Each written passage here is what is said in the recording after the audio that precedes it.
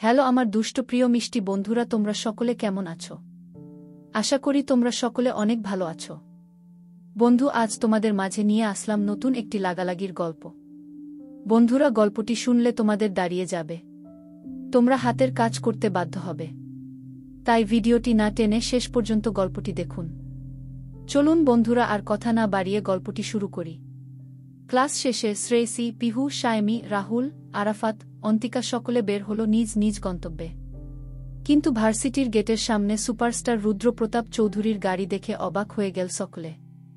কিন্তু গাড়িতে সুপারস্টার নেই, রয়েছে শুধুমাত্র আরশাদ। সায়মী ফিসফিস করে বলল, আরে এটা ফুটাছাদ কি না গড়িতে বসা? সায়মীর কথা শুনে হতভম্ব হয়ে গেল ওরা পাঁচজন। ফুটাছাদ মানে? আরে ওই আরশাদ বেটা, ফুটাছাদ। একদিন হলো কি জানিস, সুপারস্টারের শুটিং দেখতে গিয়েছি, এই লোক দেখি শুধু একবার এই দিকে দৌড়াচ্ছে তো ওই দিকে দৌড়াচ্ছে, কিন্তু ব্যাটার আসল জায়গার প্যান্ট দেখি ফুটা। এই যে ফুটাছাদ, আপনার তো নিচের জায়গা মতো ফুটা, চেক করুন। আমি বলতেই সে নিচে দিকে তাকিয়ে একবার আমার দিকে তাকিয়ে এক দূরে একদম শুটিং স্পট থেকেই উধাও। বলতেই খিলখিল করে হেসে দিল সায়মী। রাহুল বলিস কি মামা, একদম জায়গা মতো ফুটা, ফুটাছাদ একদম পারফেক্ট নাম দোস্ত। আরাফাত রাগর করে বলল, কি ব্যাপার সায়মী, তোর চোখ তো দেখছি একদম ভালো নয়, যেখানে সেখানে চোখ চলে যায়। জামাই খোঁজ লাগাবো নাকি দোস্ত? এই একদম বাজে কথা বলবি না, চুপ তুই। ওদের দেখে আরশাদ গাড়ি থেকে নেমে এলো। ম্যাম, আপনাকে আমার সাথে যেতে হবে একটু। সায়মী ধমকে উঠল তাকে, এই কেন শ্রেয়সীকে দিয়ে আপনার কি কাজ? ও তো আর সেলাই জানে না যে আপনার প্যান্টের ফুটো সেলাই করে দিবে। সায়মীর দিকে তাকিয়ে আপনি কপাল কুঁচকে গেল আরশাদের। সেদিনের মেয়েটা না অসভ্য মেয়ে মানুষ? সায়মীর কথার জবাব দিল না সে, উল্টো পুনরায় বলল, ম্যাম চলুন, দেরি হলে স্যার রেগে যাবেন। শ্রেয়সী যেতে না চাইলেও পিহু তাকে জোর করে পাঠাল। ওরা পিহুকে জিজ্ঞেস করল, কি ব্যাপার বলতো, সেদিন নিউজে দেখলাম প্রায় শ্রেয়সী মতো দেখতে একটা মেয়েকে সুপারস্টারের সাথে। যদিও মেয়েটার ঘোলা চেহারা দেখে অন্য কেউ বুঝবে না যদি না শ্রেয়সীকে কেউ তেমন ভাবে না লক্ষ্য করে।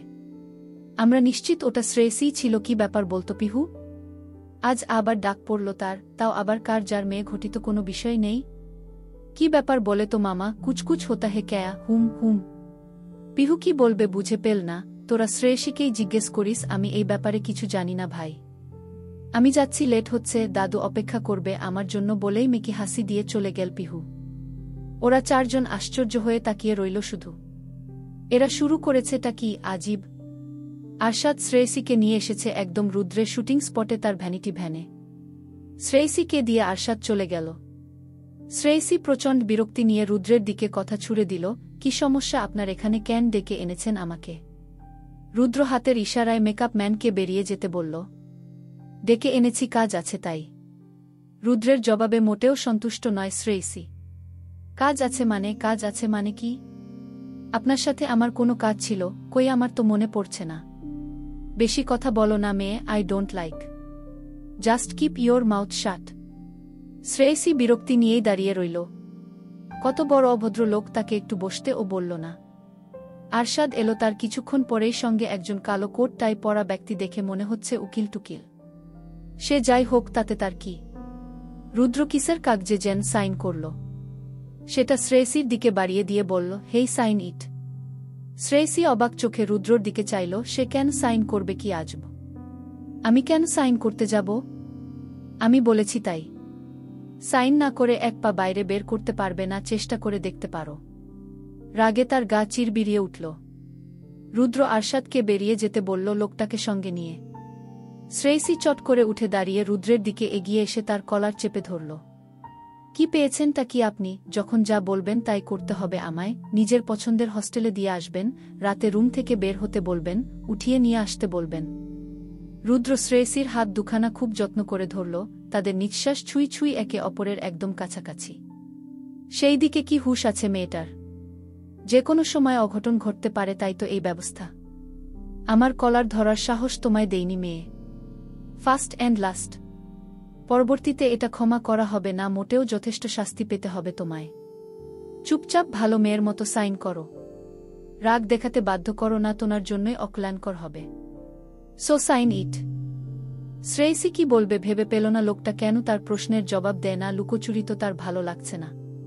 সে চুপচাপ সাইন করে দিল, কোনো প্রশ্ন করল না। সাইন শেষে আর এক মুহূর্ত ও দাঁড়াল না, শব্দ করে ভ্যানিটি ভ্যানের দরজা লাগিয়ে গটগট পায়ে বের হয়ে গেল শ্রেয়সী। দেখে নেবে সে এই লোককে। তুলি বেগম হন্তদন্ত হয়ে স্বামীর নিকট গেলেন, ফোন হাতে। ফোনের ওপারে আনিস শেখ। ভয়ে তুলি বেগমের বুক কাঁপছে। ইমতিয়াজ মির্জা স্ত্রী হাত হতে মুঠোফোনটি নিজের কবজায় নিলেন। বলুন এমপি সাহেব।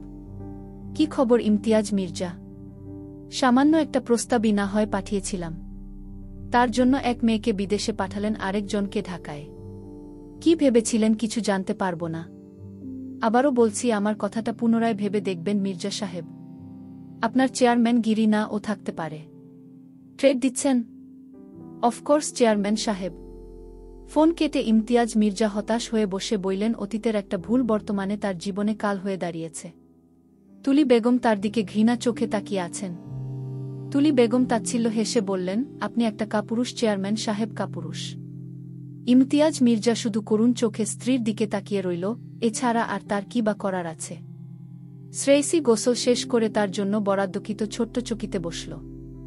হঠাৎ তার মুঠোফোনটি বেজে উঠল, স্ক্রিনে দেখল বিদেশি নম্বর। কিঞ্চিত অবাক হল সে। তাকে বিদেশ থেকে কে কল দিবে? রং নম্বর নয়তো? কিছু মনে হতেই চট করে ফোন রিসিভ করল। শ্রেয়সী, কেমন আছিস বোন? তার চোখের কোণে অশ্রু জমল। জবাব দিল, খুব ভালো, বর নিয়ে তো সুখেই আছিস দেখছি। তা এতদিন পর কি মনে করে? তুই আমার একমাত্র গুলুমুলু বোন, তোকে মনে পড়বে না তো কাকে মনে পড়বে বলতো, বোকা মেয়ে। সব গুছিয়ে উঠতে একটু সময় লেগেছে, তাই যোগাযোগটাও দেরি হয়ে গেল রে। অহনার কথায় শ্রেয়সী চুপ করেই থাকল। জানিস বোন, এখানে না এত শীত। কি করে বলতো? আমাদের দেশে তো এখন গরম, তাই না? বর্ষার মাঝামাঝি। এই শ্রেয়সী আমার বাবু হলে কিন্তু তুই তাকে দেখতে আসবি। তোদের দুটোকে সোয়েটার পরিয়ে ঠান্ডায় বসিয়ে রাখব। হা হা হা। আপাই, তুই কি প্রেগনেন্ট? না হতে দেরি কিসের? ও আমায় এত আদর করে না, কি বলবো তোকে। শ্রেয়সী ওর কথা শেষ করতে দিল না, তার আগেই নিজেই ফের বলল, তোর নির্লজ্জ কথা থামাবি আপাই। তোর বরের একটা ফটো ও তো আমায় দেখাসনি, এখন ঢং করছিস। আরে আরে, তুই রাগ করছিস কেন? আমি তো আগে ওকে দেখিনি, তোকে কিভাবে দেখাবো বলতো? ভালো।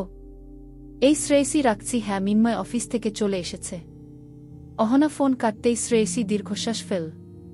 পিয়ম আজ ঢাকায় এসেছে। নিজের জন্য বরাদ্দকৃত রুমে ঢুকতেই পিহুর কল এলো।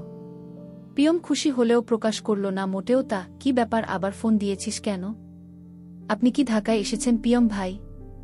আমার প্রশ্নের উত্তর না দিয়ে তুই আমাকে উল্টো প্রশ্ন করছিস। আমার কথার উত্তর দিন পিয়ম ভাই। এসেছি। তোর কোনো সমস্যা?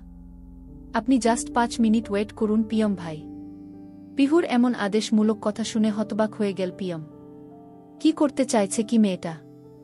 ঠিক তার 10 মিনিট পর পিয়মের ফ্ল্যাটের বেল বেজে উঠল। দরজা খুলে সামনের মানুষটিকে দেখে সে হতভম্ব হয়ে গেল।